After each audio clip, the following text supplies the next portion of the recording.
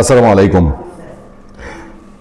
এই বাংলাদেশ এখন যে সময় কাটাচ্ছে এবং গত 2 বছর, প্রায় 2 বছর, অর্থাৎ 24-এর 5 আগস্টের পরে থেকে বিভিন্ন জায়গায় অঘোষিতভাবে গান বাজনা বন্ধ। বাংলাদেশে বসন্ত উৎসব বন্ধ হয়েছে, লালন উৎসব বন্ধ হয়েছে এবং অবান্তরভাবে ডিস্টার্ব করা। কোনো একটা উৎসবের কথা বললেই ঘুড়ি উৎসব, সাকরাইন উৎসব পুরান ঢাকার, এগুলোকে নানান উছিলায় নানান কৌশলে। ব্যানারটা ছিল তৌহিদি জনতা। এই তৌহিদি জনতা মূলত ডক্টর ইউনূস এবং তার উপদেষ্টাদের ক্রিয়েট করা একটা মব গোষ্ঠী, যেটাকে ওই তাদের প্রেস সচিব বলতো এটা একটা প্রেশার গ্রুপ। তারা তৈরি হচ্ছে প্রেশারের জন্য, খুব রঙে ঢঙে বলতো। এই গ্রুপগুলো বাংলাদেশে আউল বাউল লালন মাজার এগুলোকে ধ্বংস করেছে।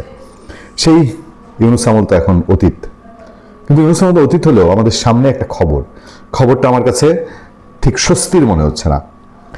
গ্রামে গান বাজনা বাদ্যযন্ত্র নিষিদ্ধ করে মসজিদ কমিটির নোটিশের ছবিটা আছে আমাদের কাছে, নোটিশের ছবিটা দেওয়া আছে। মসজিদ কমিটির গান বাজনা বাদ্যযন্ত্র মুক্ত সমাজ গঠনের সিদ্ধান্ত সম্পর্কিত একটি নোটিশ নিয়ে তোলপাড় সৃষ্টি হয়েছে। চাঁপাইনবাবগঞ্জ সদর উপজেলার ইসলামপুর ইউনিয়নের 1 নং ওয়ার্ডের 13 শিয়াপুরা গ্রাম জামে জামে মসজিদ কমিটি গঠন করা হয়েছে। 34 জন মসজিদ কমিটির সদস্য গ্রামবাসী স্বাক্ষরিত নোটিশটি কিছুদিন পূর্বে, তবে সম্প্রতি এই নোটিশের বিষয়টি সামনে আসে। সামাজিক যোগাযোগ মাধ্যমে নোটিশটি ছড়িয়ে পড়লে প্রশাসন, আইন শৃঙ্খলা রক্ষাকারী বাহিনী সহ কর্তৃপক্ষের নজরে আসে। পুলিশ জানিয়েছে এই বিষয়ে মসজিদ কমিটির সঙ্গে পুলিশ কথা বলেছে। কমিটি বিষয়টি ঠিক হয়নি বলে দুঃখ প্রকাশ করেছে। সরি, আপনারা দিল একটা জুতার বাড়ি দিয়া সরি বললো, শেষ, মামলা খতম। ভবিষ্যতে এই ধরনের পদক্ষেপ গ্রহণ করা হবে না মর্মেও তারা অঙ্গীকার করেছে।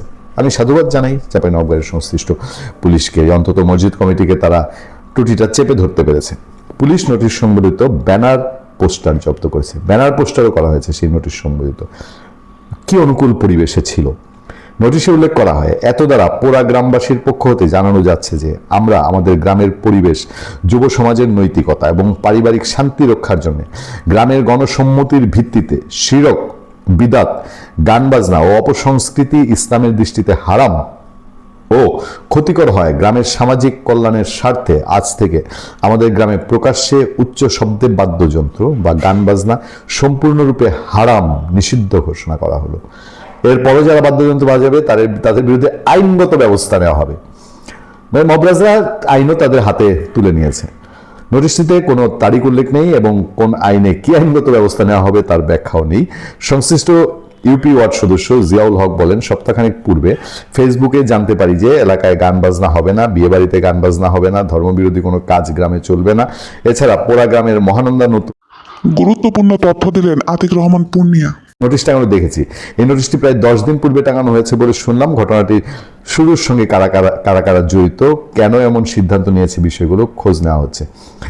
ওসি নুরে আলম তিনি বলছেন, 3 দিন পূর্বে ঘটনাটি জানার পর পুলিশ ওই মসজিদে গিয়ে ইমাম সহ সংশ্লিষ্ট সবার সঙ্গে কথা বলে পদক্ষেপ নিয়েছে। কমিটি ভুল স্বীকার করেছে। এই সংক্রান্ত পোস্টার, ব্যানার, কাগজপত্র জব্দ হয়েছে। কমিটিতে কঠোর সতর্ক করা হয়েছে, এলাকার দিকে নজর রাখা হচ্ছে। আর ইউনো বলছেন, ঘটনাটি জানার পরপরই ব্যাপারে পদক্ষেপ নেওয়া হয়েছে। মসজিদ কমিটি এই ধরনের কাজ করতে পারে না। এ ব্যাপারে ইউপি চেয়ারম্যান, সদস্য, গ্রাম পুলিশ সহ স্থানীয়দের প্রথমে ব্যবস্থা নিতে বলা হয়, পরে ওই মসজিদ কমিটির বিরুদ্ধে আইনগত ব্যবস্থা নেওয়ার কথা জানানো হয়। ভালো উদ্যোগ, ভালো। তবে তারা যে এই কাজটি করেছে, কোন সুযোগে, কোন পরিবেশে, তার মানে ইলেকশনের পরপরই এটা করেছে।